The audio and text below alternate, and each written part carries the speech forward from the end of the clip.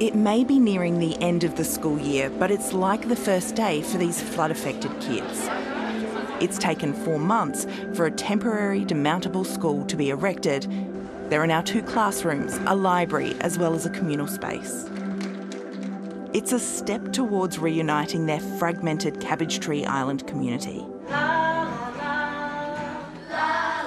I think that it's very good because we're back together again, and it's just, you know, having a big family and having that connection just feels very good and special. It was raining so hard and the river kept rising up. In February, their island home was among the communities decimated by record flooding.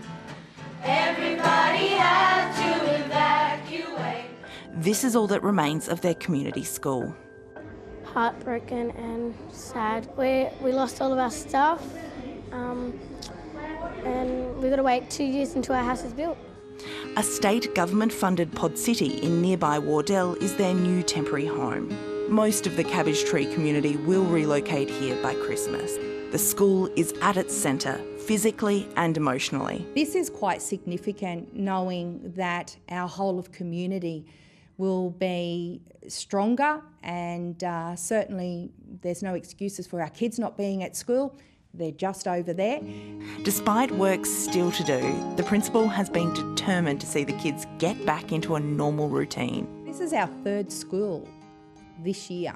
Our children are quite resilient. We know that we'll be home once again. And it's hoped this move will re-engage other students who didn't make the move to the temporary bigger shared school in East Ballina until this school was ready. Teresa Anderson has been working at Cabbage Tree Island School for more than 2 decades. She's among the residents who've already moved into the pod city. It's not home, it's not Cabo, it's not my home, island home, but it'll do for 2 to 3 years. About half of the Cabbage Tree Island community now live in these pod-like homes where they're expected to stay for the next few years. But the big question is, where next? I seen some of the elders, they sat and cried. Happy tears and sad tears at the same time because we know it's not home.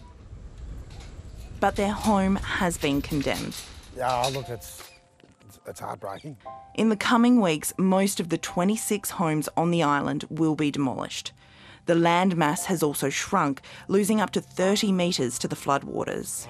So for 8 months now, this island's been deserted. Yeah, for 8 months people have been living in crisis accommodation. Chris Binge heads the Jarlee Land Council, which owns and manages all the properties on the island. Our first priority is to try and get people back home, and this is home.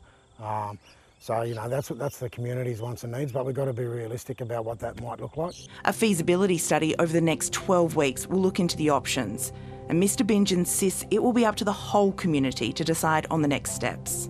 But the reality is, it may not be safe to come back. Yeah, look, I think the big thing that's never going to go away, and I think we've got to be really honest about this, and that's why the assessments are really important, because once we get to that point, we need to know where to from here and whether we can rebuild, and if we do rebuild, what is that going to look like? What sort of homes do we need to build?